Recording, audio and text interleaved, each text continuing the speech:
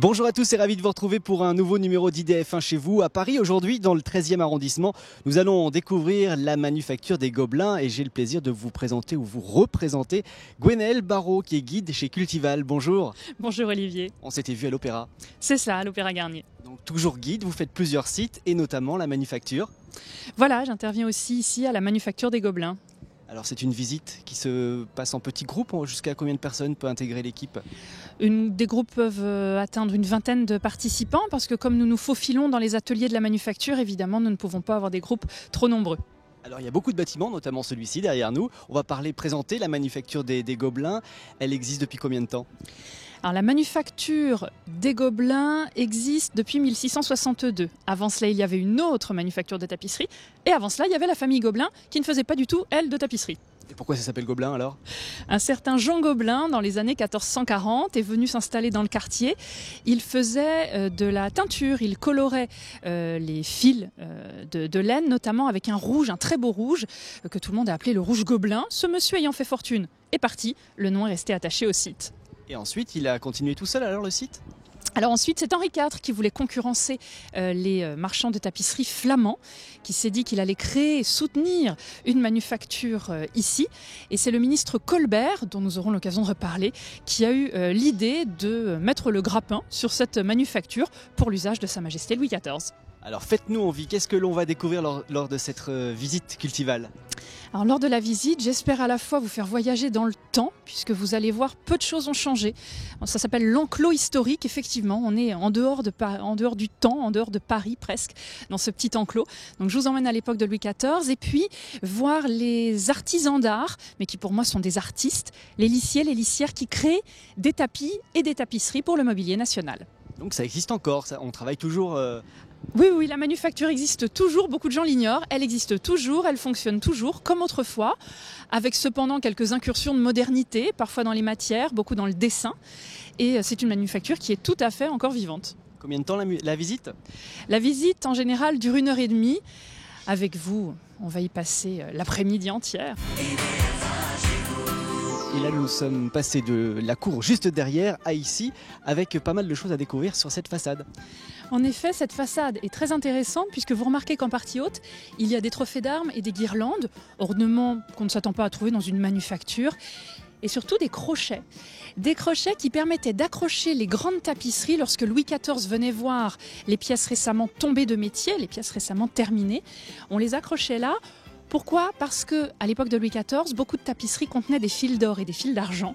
Et là, sur ce mur, orienté plein sud, en plus aujourd'hui il fait beau, vous vous en rendez bien compte, les fils d'or scintillaient merveilleusement. C'était la meilleure exposition possible pour ces nouvelles pièces. Ça s'abîmait pas ?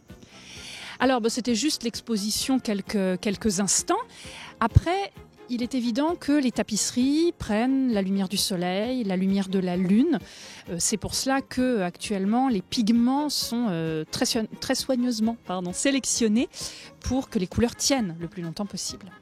Le but de les présenter comme ça au roi, il en faisait quoi ? Alors le roi se vantait, se montrait qu'il avait les meilleurs artisans, les meilleurs produits, les meilleurs fournisseurs. Il n'y avait pas que des ateliers de tapisserie ici au Gobelin à l'époque de Louis XIV. Colbert avait tout prévu, il s'était dit autant aller du producteur au consommateur, c'est-à-dire Sa Majesté. Il y avait des peintres, des dessinateurs, des graveurs, des orfèvres, des ébénistes et quasiment toute la production allait directement chez Louis XIV. Et les visiteurs du roi achetaient alors ces tapisseries, ces meubles ? Les visiteurs du roi n'achetaient pas, mais certains repartaient avec un petit cadeau diplomatique. C'était fait pour ça en fait. C'était fait exactement pour ça, pour la gloire de Louis XIV. Et tout ça se passait ici. Alors il y a un bosquet juste là derrière la caméra. Qu'est-ce qu'il y avait là juste avant ? Il y avait une galerie qui servait justement également de salle d'exposition pour ces vases ou meubles récemment fabriqués. Elle n'existe plus ? Elle n'existe plus car malheureusement la manufacture a été en partie incendiée pendant la Commune en 1871. C'était un bâtiment de l'État, donc les révolutionnaires l'ont en partie brûlé en effet. Alors la visite continue après, dans l'autre cour plus loin ? Avant d'aller voir les ateliers de tapisserie, on va aller parler un petit peu de la teinture, parce qu'il faut des fils teints, évidemment, pour faire de la tapisserie. Alors là, nous avons avancé pour visiter cette grande cour, beaucoup plus grande que la précédente. On va y trouver.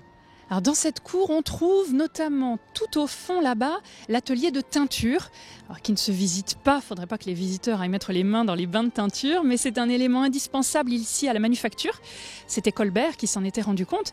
Il fallait avoir son propre fournisseur de fil teint afin de réaliser les tapisseries sans perdre de temps avec des commandes ou des livraisons. Donc c'est de la laine que l'on teint? Alors de la laine la plupart du temps, un petit peu de lin, un tout petit peu de soie également, mais ce sont environ 600 kg de laine qui sont teints chaque année ici au Gobelin. Avec beaucoup de couleurs. Avec beaucoup de couleurs, il y a environ 28 000 coloris disponibles dans le nuancier des manufactures. Je vous avoue avoir du mal à concevoir comment on peut avoir 28 000 couleurs différentes. Et Qui n'existent qu'ici en fait. Ou elles existent ailleurs, ces couleurs? Elles existent peut-être ailleurs, mais pas les 28 000 réunis, je pense. En fait, c'est le chimiste Chevreul, qui était responsable de l'atelier de teinture au 19e siècle, qui a mis au point un système de nuanciers, les variations de chaque ton de couleurs. Et chaque année, des nouvelles couleurs sont encore inventées. Ça sert à quoi?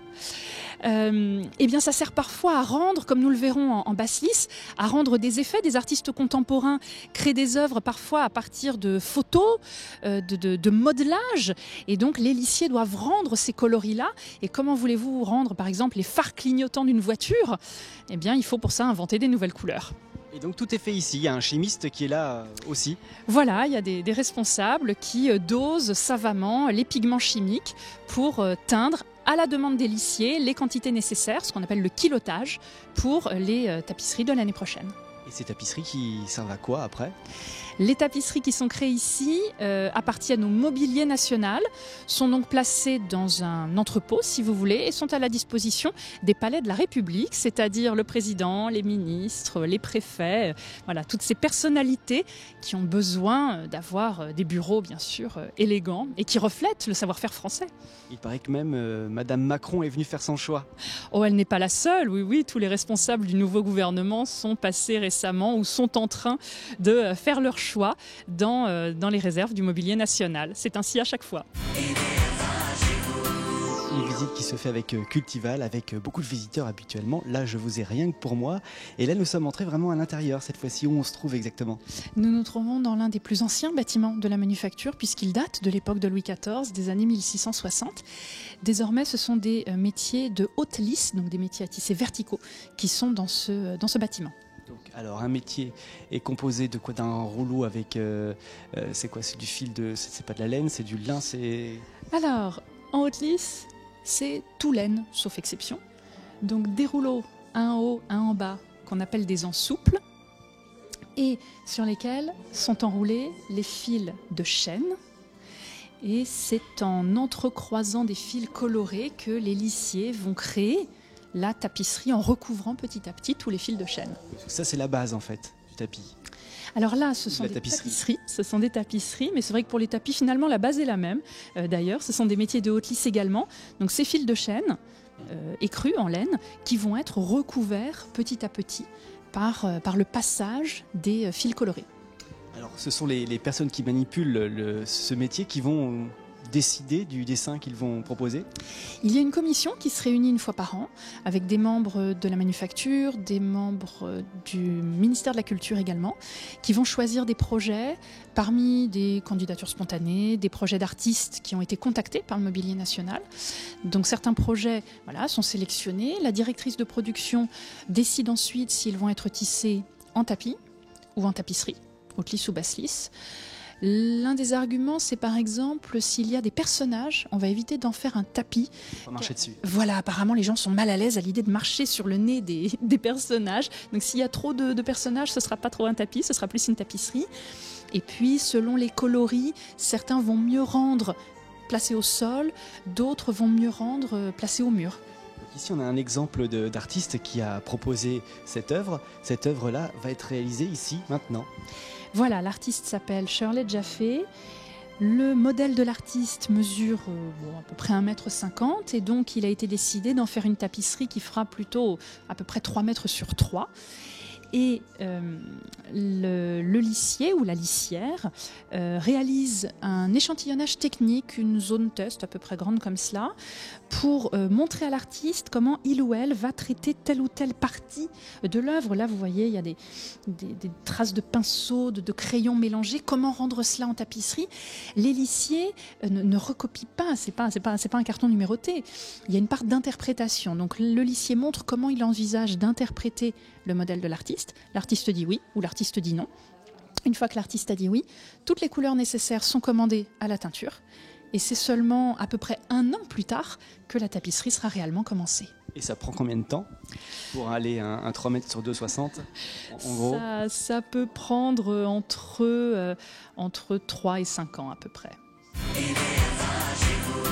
On découvre le travail de tissage qui se passe juste derrière nous. C'est un métier.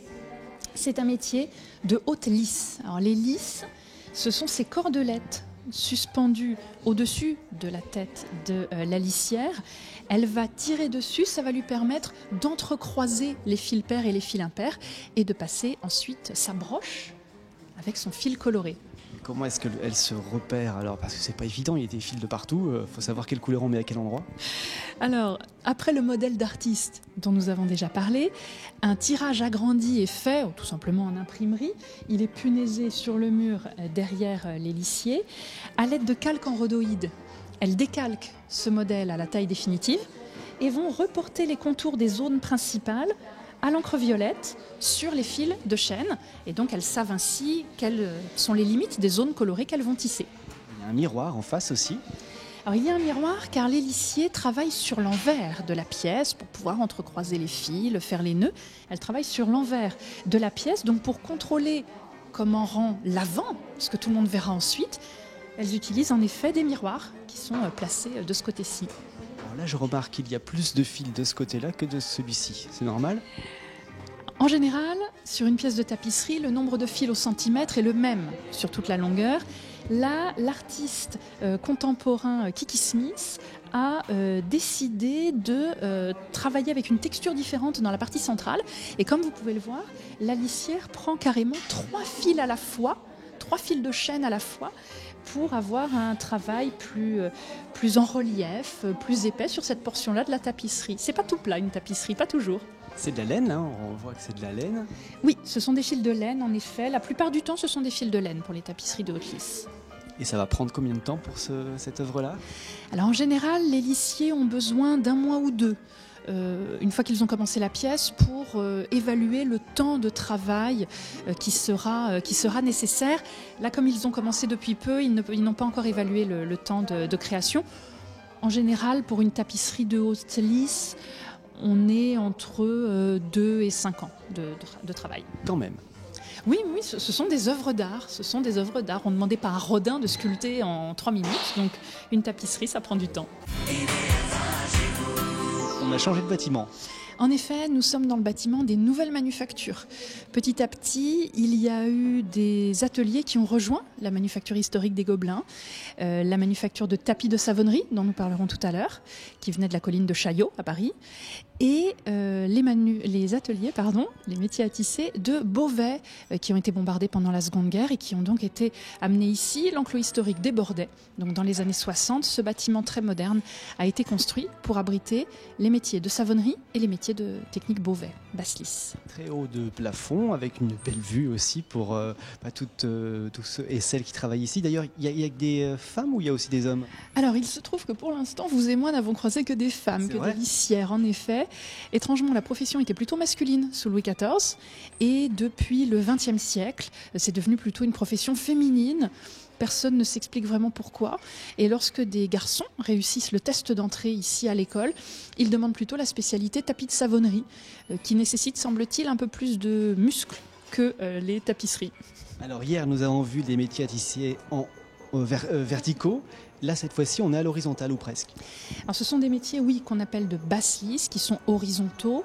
Les deux techniques, haute lisse et basse lisse, ont coexisté au Moyen-Âge, à la Renaissance.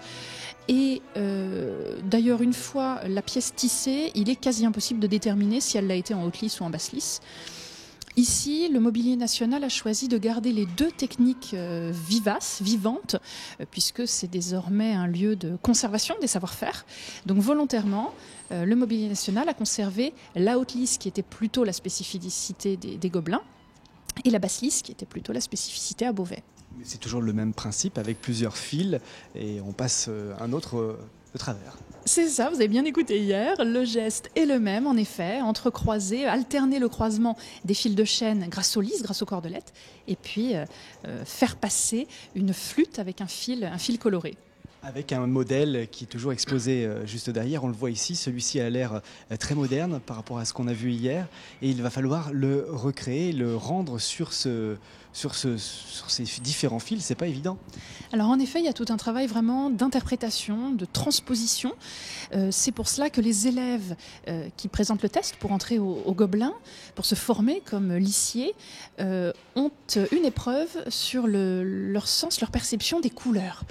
Alors épreuve que moi j'aurais raté lamentablement et parce qu'il faut, par exemple pour rendre ce tissu là blanc cassé, il va falloir utiliser du blanc cassé, peut-être un peu de blanc pur, un peu de beige, un peu de gris, peut-être même un peu de bleu ou un peu de vert, moi je ne sais pas, mais donc les lissiers doivent voir cela, sentir cela.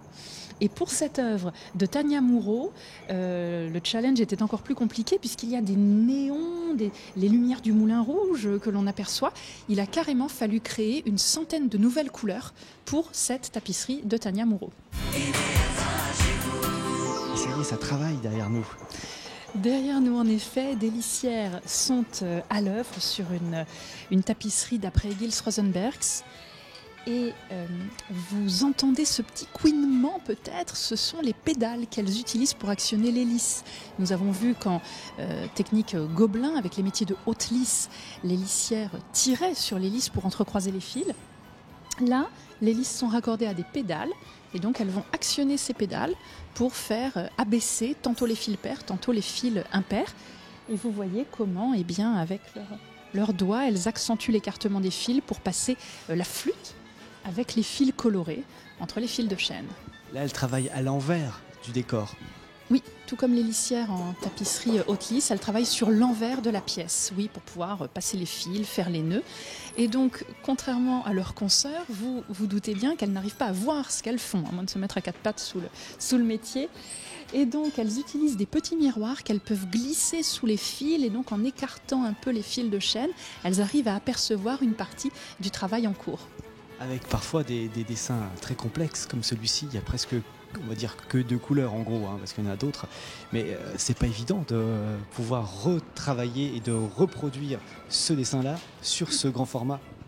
Alors, c'est d'une part pas très évident de rendre les couleurs parce que l'artiste là a plus ou moins appuyé sur son pinceau. Donc il y a du violet, mais il y a du violet foncé, il y a du violet clair, il y a du violet un peu mélangé de bleu. Donc il y a déjà cette difficulté-là. Et en effet, il y a la difficulté de savoir où s'arrêter, car vous le constatez, contrairement à leurs consoeurs de haute lisse, elles ne reportent pas du tout les contours sur les fils de chêne. Et comment elles font ? Elles ont un calque en papier en dessous, avec un papier calque. Elles vont décalquer le grand tirage imprimé qui est punaisé au mur, et elles vont créer sur un papier toilé blanc un modèle. Et vous l'apercevez peut-être là sous les fils de chêne, donc ce papier toilé, et elles vont pouvoir le rapprocher par moments des fils de chêne pour s'assurer qu'elles suivent bien les limites du dessin. Et là aussi, ça peut prendre 2, 3, 4, 5 ans. Voilà, on est toujours dans ces mêmes limites, 2, 3, 4, 5 ans. Un lissier fait en moyenne entre 2 mètres carrés et 7 mètres carrés à l'année. Ça fait pas beaucoup. En même temps, il y a une très belle vue. C'est vrai qu'il y a une très belle vue, les grandes baies vitrées qui leur donnent toute la luminosité dont elles ont besoin. Alors, nous sommes sortis de l'atelier, nous sommes juste devant pour découvrir un travail terminé, ici derrière nous. 2 tapisseries, en effet, d'après une œuvre de Raymond Hins, sont suspendues ici sur le palier. Alors, particularité de ces tapisseries, c'est qu'elles ne sont pas faites comme on pourrait l'imaginer, droit, comme ça. Elles sont faites de travers. Alors, certaines tapisseries sont tissées, pivotées à 90 degrés. parce que sinon ça fait ce qu'on appelle un effet d'escalier sur les formes courbes. Je vais le dire autrement, ça fait un peu un effet pixel. Au niveau des arrondis, ça donne une espèce de zigzag un peu étrange. Donc s'il y a beaucoup de formes courbes, et là sur cette nymphe gréco-romaine, il y en a quelques-unes, eh bien la tapisserie est tissée, pivotée à 90 degrés. C'est un artiste qui l'a dessiné dans un premier temps. Voilà, l'artiste a créé son modèle. Donc là, capture d'écran, à l'évidence. Et ce modèle a donc été sélectionné par la commission. La directrice de production a choisi de la tisser en tapisserie basse lisse, donc manufacture de Beauvais. Et vous le voyez, c'est un ensemble de 2 pièces. Alors, est-ce qu'on voit le nom de l'artiste quelque part sur cette œuvre? Alors, le nom de l'artiste, pas toujours. Par contre, ce que l'on voit assez souvent, c'est la marque de la manufacture. MNB, Manufacture Nationale de Beauvais. Gobelin à la sienne, la savonnerie à la sienne également. Et l'artiste, quant à lui, peut choisir de signer ou de ne pas signer. Là, il n'y a que le titre de l'œuvre, mais pas la signature de l'artiste. Je ne l'aperçois pas.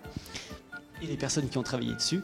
Alors, les lissiers peuvent choisir ou pas de mettre leurs initiales, je vous le montre, sur la bande de retour. Vous avez les initiales, l'année de tombée de métier, l'année à laquelle la pièce a été terminée, les fils ont été coupés, donc plouf, la pièce est tombée, voilà pourquoi ça s'appelle la tombée de métier. Et là, vous voyez marqué un exemplaire. Il arrive que lors de la signature du contrat, le Mobilier National demande à l'artiste s'il est d'accord pour qu'on en fasse 2, 3, 4 répliques, jusqu'à 8 parfois. Et donc évidemment, celles-ci sont numérotées pour qu'on sache si c'est la toute première, la deuxième, la troisième version. Et ça pourra aller dans le bureau d'un ministre ou même pourquoi pas du président de la République.